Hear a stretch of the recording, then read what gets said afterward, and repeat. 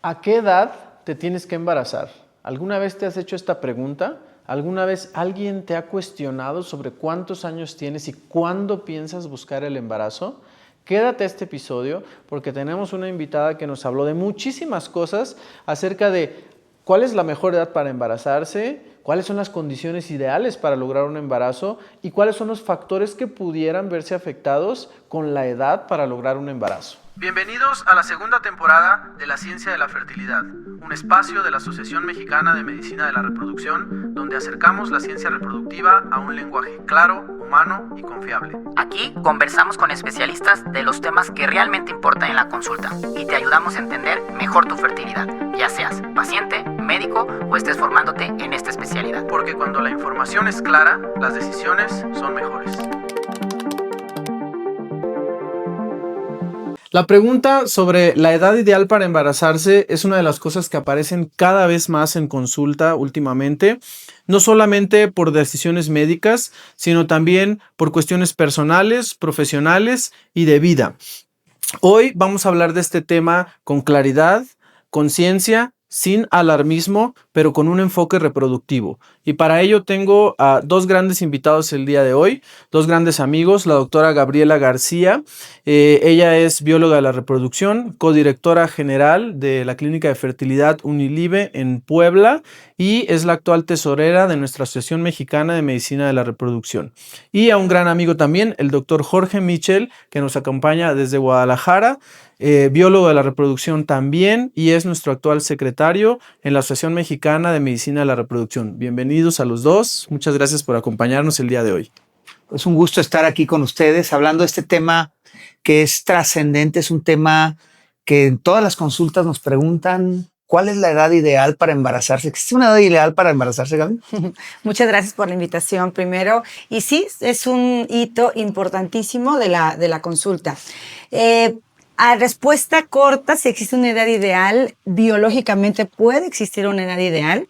Sin embargo, hay muchos factores que vamos a ir hablando de lo que nos van a determinar lo que sería ideal para el embarazo. Y al final, Miguel, seguramente tendremos muchas preguntas de esto, pero al final la edad siempre ha sido un factor históricamente por la parte de yo recuerdo cuando estábamos chicos, que decían, es que tiene 25 años y no se ha casado y no ha tenido hijos, ya está quedada, ¿no? Claro. ¿Recuerdas que pasaba eso?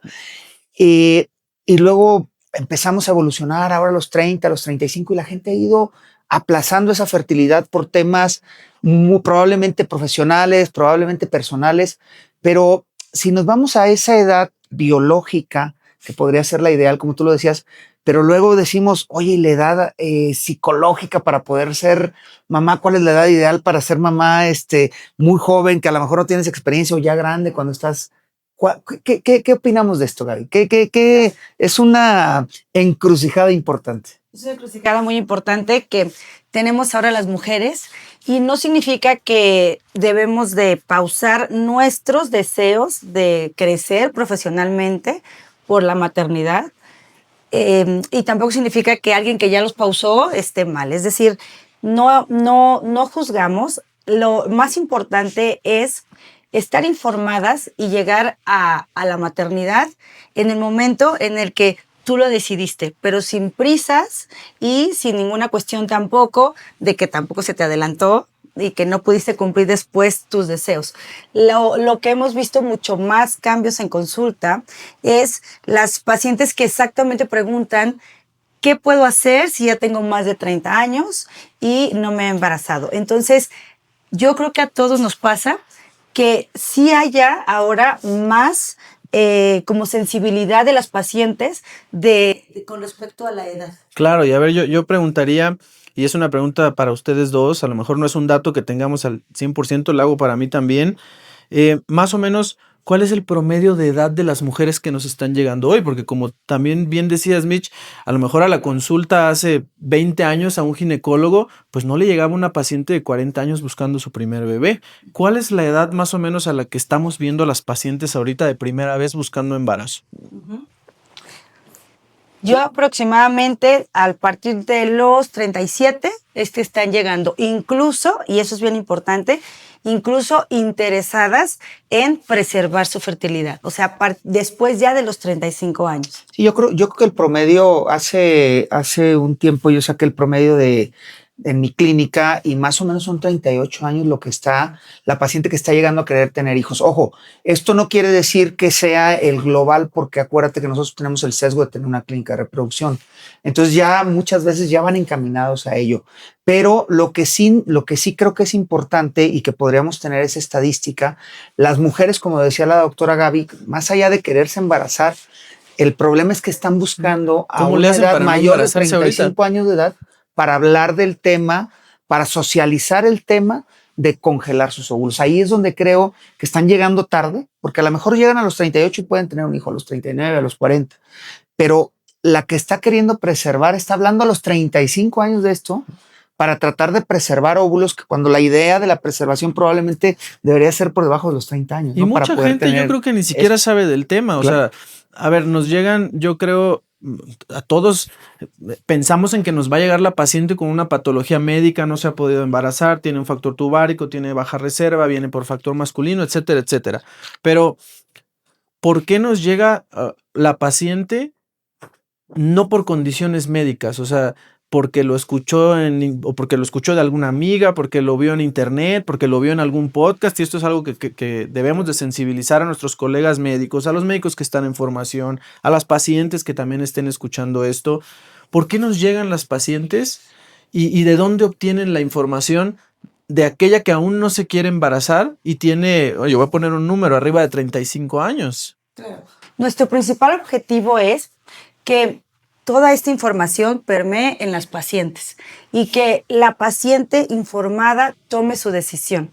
Es decir, que si la paciente tiene 30 o 35 años y decide buscar o preservar su fertilidad, ella sepa el momento en el que puede acudir con nosotros y que sepa qué es lo que va a buscar. No hace falta, y el mensaje es claro. La información es el principal poder que tenemos las mujeres para poder decidir cuándo nos vamos a poder embarazar. Bien. Aquí fíjate, Gaby y Miguel, uno de los temas, y a eso es a lo que me refería con socializar, porque todavía la sociedad no tiene la suficiente información de esto.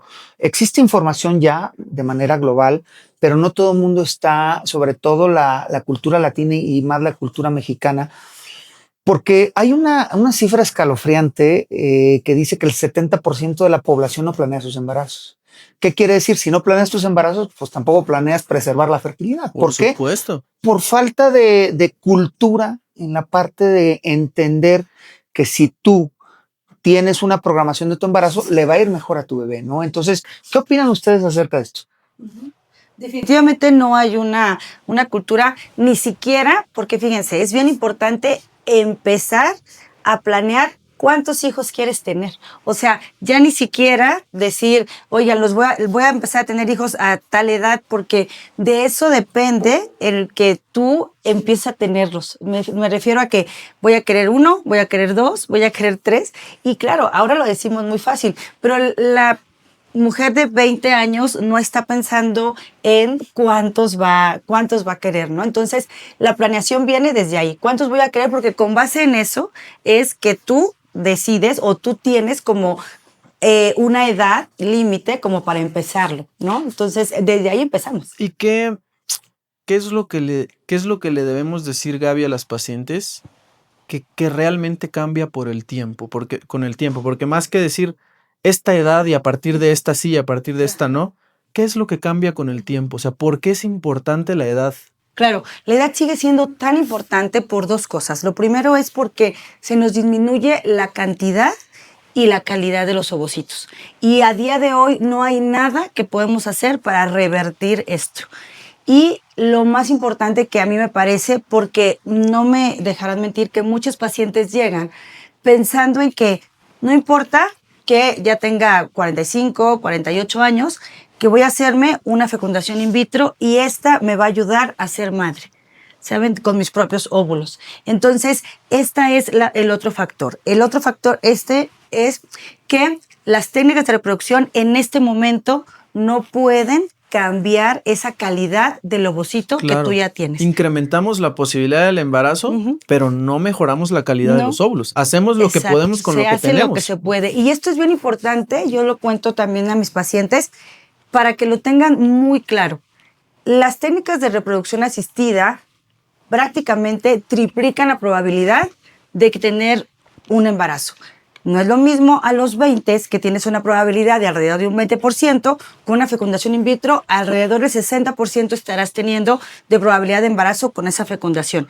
Pero a los 45 que tienes un 1% de probabilidad de embarazo natural, la fecundación in vitro, por mucho que te ayude, te lleva a un 3% de probabilidades de embarazo. Claro, tenemos este tipo de pacientes que se nos han embarazado a los 45, 46 años, que caen en esa La estadística. estadística. Exacto. Y yo creo que, y esto es muy importante para que los colegas ginecólogos que refieren pacientes contigo a Puebla, que refieren con pacientes contigo en Micha, Guadalajara y conmigo a Chiapas, lo sepan, porque de repente creen que hacer una fertilización in vitro es, no te preocupes, es el último paso, pero con eso ya quedas. Exacto. Y de repente Ujú. la paciente empieza el camino a los 35 y no te preocupes y te la terminan refiriendo a los 39, porque la paciente llega y dice, es que me dijeron que este ya es mi último recurso, pero que con esta ya me iba a la segura. Bueno, pero tienes 39 años y no es lo mismo que hubieras hecho este proceso a los 39 a que hubiéramos platicado de esto a los 35. Sí, por supuesto, al final es trascendente. Ahora, Gaby, esto también es importante el poderlo decir. La pregunta sería, ¿cómo el ginecólogo general puede darle la información a sus pacientes? Porque tú le puedes decir, ok, la edad de los 35, pero nosotros sabemos que hay mujeres que a los 35 años de edad a lo mejor tienen una falla ovárica ya y ya no pueden tener hijos, o incluso a los 30. Entonces, ¿cómo podemos sugerirle al ginecólogo general que estudie a esas pacientes? Porque la paciente que va a buscar información acerca de su probable maternidad más adelante, que quiera a lo mejor preservar, pues tiene que hacerse estudios, o sea, y no nada más es la edad. La edad es el factor más importante a lo mejor que nos determina pronóstico hoy. Pero ¿qué estudio se tiene que hacer? ¿Cómo le podemos dar una claridad individualizada a la paciente en relación a su probabilidad de embarazarse? Claro, recordar que la edad biológica no tiene que ver con la edad cronológica. Y esto es una parte muy importante porque aunque tengan 25 años puede tener una situación de una falla ovárica prematura. Esta información, si llega a nuestros compañeros ginecólogos generales, sería de suma importancia el poderlo sensibilizar simplemente para que hagan la pregunta. ¿Estás interesada en tener hijos? ¿Te gustaría conocer tu reserva ovárica? Y con esa simple pregunta y que la paciente esté informada y que con esa información ella pueda tomar una decisión de decir, sí, quiero saber mi reserva ovárica, porque ojo, tampoco quiero estresarlas de más. Habrá pacientes que no la quieren saber y no hay por qué estresarlas tampoco, ¿sabes? Entonces, no es como una receta de cocina que se tiene que hacer a todas. Es decir, ¿estás interesada? ¿Quieres que lo veamos? Entonces, te llevo de la mano y lo veo. El principal objetivo con los ginecólogos generales es que les pregunten, porque no preguntan, llegan a su consulta, Papá Nicolau y exploración y ya está. Pero con esa simple pregunta, muchas pacientes lo hubieran agradecido y me lo dicen en consulta. Sí, claro, y también te encuentras con la paciente que va y pregunta y que dice, tiene 28 años, oiga, y si mira, ay, tienes 28 años, no te estés preocupando. Espérate. O sea, espérate, tienes 12 años para poderte embarazar. Y el problema es que a lo mejor esa es la paciente que se les está yendo el diagnóstico, ¿no? Entonces, creo que es muy importante el poderlo considerar, el poder sensibilizar a nuestros compañeros y compañeras ginecólogos que nos permita el dar el paso para que la paciente pueda tener información. Hoy la información es poder y yo creo que la paciente tiene que encontrar esa información, ¿no?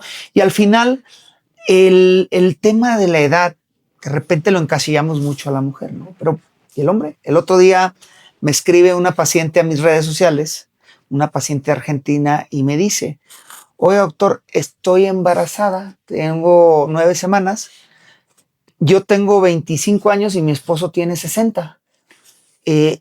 ¿Habrá algún problema con su edad? O sea, desde ahí ya dices, pues para empezar ya estás embarazada, o sea, mucho no puedes hacer. Tendrás que hacerte estudios o genéticos, a lo mejor de DNA fetal, lo que tú quieras, pero ¿qué trascendencia tiene la edad en el hombre? Porque al final, muchas veces por eso no se planifica, porque dicen, el hombre puede tener hijos cuando Exactamente, sí. Claro. Y estamos hablando de cantidad de óvulos, calidad de óvulos, importantísimo, y creo que es de las el cosas que esperma, más impacto tienen, pero bueno, ¿y la edad del varón? Por supuesto, la edad del varón también afecta, pero afecta de manera diferente, porque se va disminuyendo, digamos, un poco más lento que en el de la mujer. Yo siempre les pongo de ejemplo a mis pacientes que nosotras nacemos con 2 bodegas, que es el ovario. Y entonces esas bodegas que tenemos nosotras se acaban, como su nombre lo indica, y se va disminuyendo también de calidad.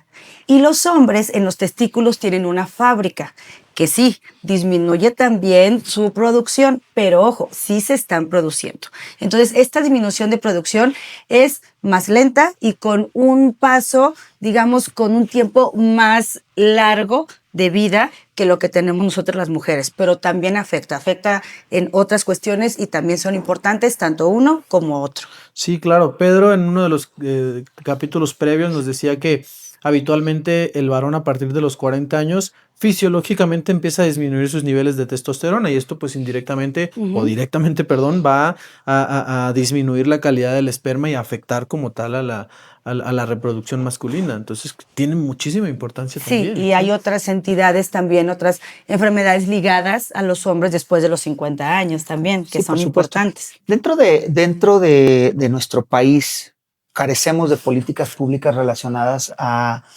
la búsqueda de la preservación de la fertilidad. ¿Por qué? Porque ni siquiera está legislada o no existe una ley para la reproducción asistida, ¿no? Pero una de las situaciones que tendríamos que considerar, aunque sea de manera arbitraria, porque no hoy en los papers, en la ciencia no existe descrita cuál es la edad ideal para preservar o para evaluar la fertilidad.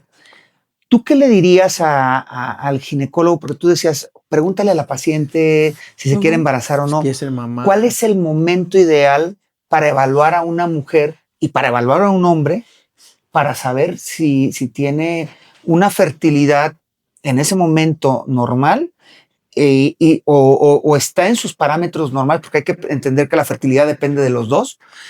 Si está en parámetros normales, ¿y qué es lo que le puede esperar en el futuro? ¿Cuál sería la edad para ti? Y también se lo pregunto a Miguel, a ver qué Claro. opina Miguel, ¿no? Recordar que otra vez que la edad cronológica no es lo mismo que la edad biológica, con lo cual así tenga una paciente que esté interesada en conocer su reserva ovárica, así tenga 22 años, 25 años, esa paciente sería candidata a hacerle un análisis que podría ser la hormona timuleriana y el conteo de folículos andrales. Sí, pero si nos vamos un poco más a algo utilitarista, como diríamos a los beticistas, o sea, algo como global para decir, a partir de esta edad específicamente sería ideal que si la mujer no tiene hijos, por lo menos hiciera un test para saber de la fertilidad.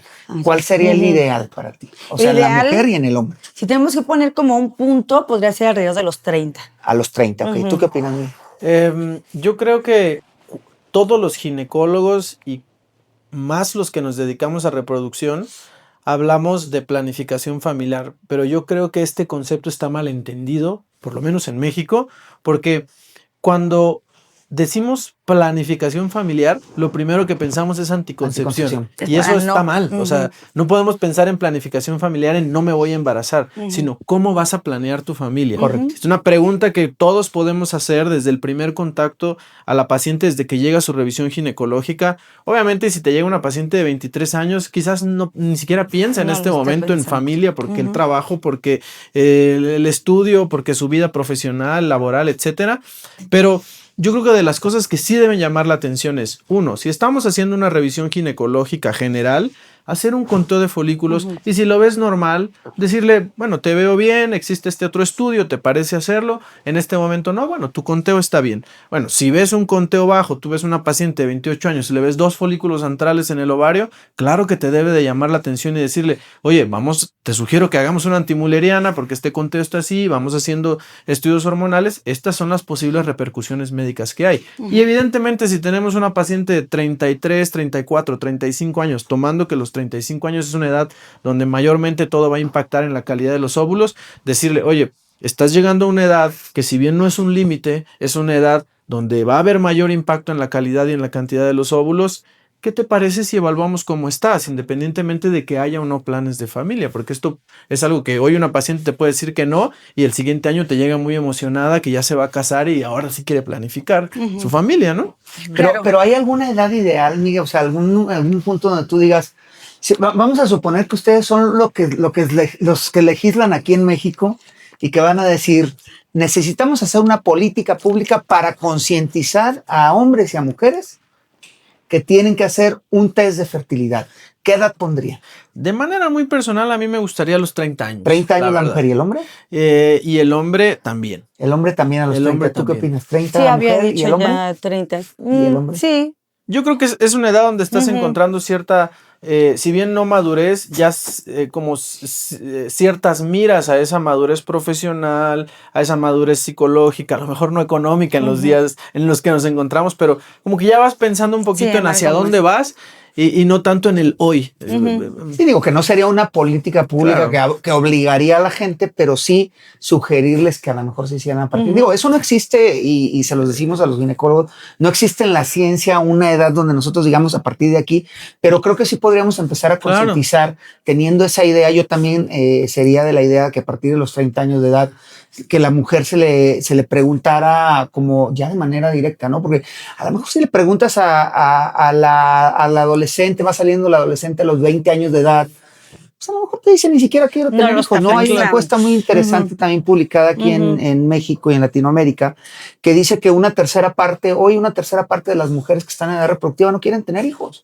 Pero luego resulta que 2/3 partes de esa tercera parte que no quiere tener hijos deciden a los 5 años tener hijos. Entonces, esa parte, bueno, es un tema trascendente. Por eso es que no podemos obviar el preguntar en una historia clínica si quiere o no quiere tener hijos, ¿no? Pero creo que la pregunta va ahí como con jiribilla. Es como cuando haces los prompts de ChatGPT de querer que te conteste algo, ¿no? Así les hice su prompt a cada uno para que le contestara. Oye, pero no existe una edad como tal que esté reglamentada ni mucho menos, ¿no? Y tampoco lo van a hacer los legisladores, pero era nada más para que tuvieran una idea. Pero a ver, yo creo que esto hasta abre la posibilidad de que podamos hacer un consenso, todos los que nos dedicamos a la reproducción, por lo menos en México, oigan, hagamos un consenso y a partir de esta edad, por lo menos en México, se están empezando a pedir estudios de fertilidad, o sea, como empezar a opinar todos un poquito acerca de esto, bueno, dejen sus comentarios, qué opinan y de repente como tener una opinión homogenizada de ¿qué vamos a hacer en México? Eso es importante también. Sí. Y luego viene algo más importante todavía.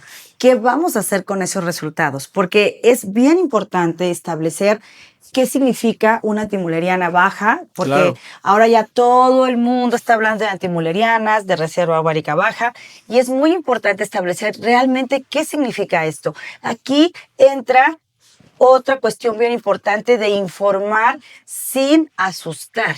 Correcto. Necesitamos de verdad hacernos conscientes nosotros, los ginecólogos generales, hacernos conscientes todos de decir, a ver, tenemos esta información y ahora sí, ¿cómo va a impactar en tu vida? Porque una antimuleriana baja no significa no embarazo. Correcto. Y eso es lo más importante que hay que resaltar.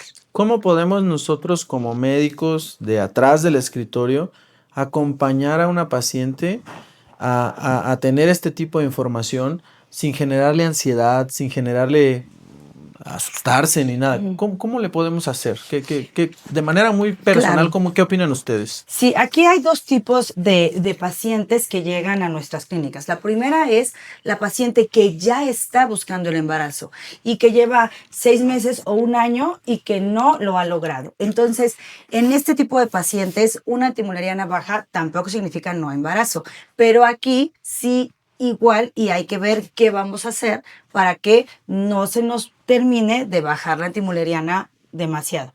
Y está la otra paciente que no está buscando el embarazo y que llega con nosotros a que la podamos orientar simplemente de ver cómo está su reserva ovárica. Y entonces este otro tipo de pacientes la gran mayoría no tienen aún pareja, no se quieren embarazar ahora, y entonces justamente en ellas tenemos esa gran ventaja de poder informar y de poder saber en dónde estamos parados ahora para poder hacer cosas antes de que se acabe su reserva ovárica. Claro, yo creo que hay que ser muy éticos en eso y a lo mejor ahí me voy a meter en camisa de 11 varas con Michelle.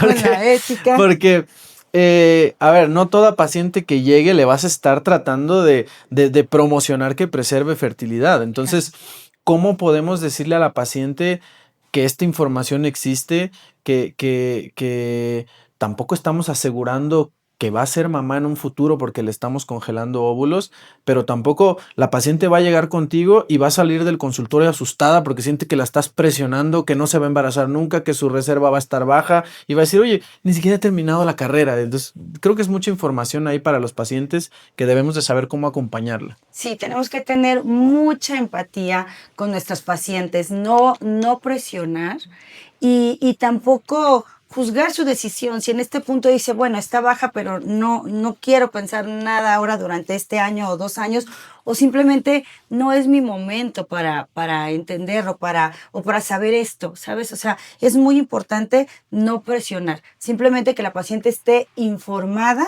y con esa información ella tome su mejor decisión. Yo creo que de verdad me ha pasado que muchas veces nosotros no hacemos un adecuado acompañamiento y se nos hace como muy fácil, sí, congela tus óvulos, pero para la paciente es toda una situación en su vida. Claro. O sea, igual y no tenemos como esa empatía de verdaderamente saber que para ella es como algo muy grande en su vida y que lo tiene que pensar y que lo tiene que ver y que a lo mejor nosotros lo estamos viendo en el día a día, pero cada paciente tiene su mentalidad y para ellas es importante el llevar a cabo ese tipo de procedimientos. Sí, yo creo que como médicos tenemos tanta información en la mente que la paciente te llega por dismenorrea y en tu mente endometriosis, baja reserva, infertilidad, congelar óvulos y la paciente va a salir atiborrada de información. O sea, oye, yo fui nada más porque me dolió la menstruación. Sí. Vienen muchas cosas médicas con ello, pero hay que saber hacia dónde enfocar la información. Sí, claro. Digo, yo creo que aquí lo más importante, yo siempre les he dicho a mis alumnos, siempre les pregunto,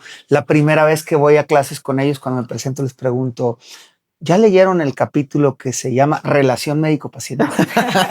¿Por qué? Porque al final es muy importante el cómo tú puedes tratar a una paciente. Al final, decía Miguel, es que los médicos atrás del escritorio, yo por ejemplo ya no tengo mi escritorio en mi oficina porque me gusta estar de frente con los pacientes para poder platicar y para poder humanizar esto, ¿no? Al final yo creo que esa es la parte trascendente. Hay que entender cuál es el canal de la paciente, de si es auditiva, si es visual, si es kinestésica, para poder entender cuál puede ser la mejor manera de comunicarle. Yo creo que no podemos tampoco, tenemos que dejar de ser paternalistas también, porque eso también pasa. Tenemos que dejar de ser paternalistas los médicos y tienes que decirle la información como es a la paciente, pero sí tienes que encontrar cuál es el canal para que ella lo entienda y no se bloquee, ¿no? Que creo que esa es la parte primordial. Y bueno, pues ya estamos sobre el tiempo. ¿Qué conclusión te gustaría decir, Gaby, para los ginecólogos? Si tú pudieras tener una bocina así y que le pudieras gritar un mensaje a los ginecólogos, ¿qué les gritarías? A los ginecólogos me gustaría decirles que por favor pregunten a su paciente si quiere embarazarse o no y si quiere conocer su reserva ovárica o no. A las pacientes me gustaría decirles que no hay una edad ideal, que la edad ideal es la que ustedes decidan con información. Gaby, pues muchas gracias por tus mensajes, muchas gracias por la información, la plática muy amena y se nos van los minutos muy rápido. Pero bueno, te agradezco muchísimo la información. Esta es información muy valiosa. Por favor, todo el mundo deje sus comentarios, deje preguntas también para Gaby, para Michelle. Si por aquí vamos a poner también sus redes para que los sigan, para que los acompañen, para que les hagan preguntas, para que los visiten también y ellos estarán encantados de hacerlo. Y bueno, agradecer que tengamos este tipo de charlas. Seguramente no es la primera vez ni la última que los vamos a tener aquí. Muchas gracias por acompañarnos. Al contrario, gracias. Muchas gracias, Gaby. Gracias.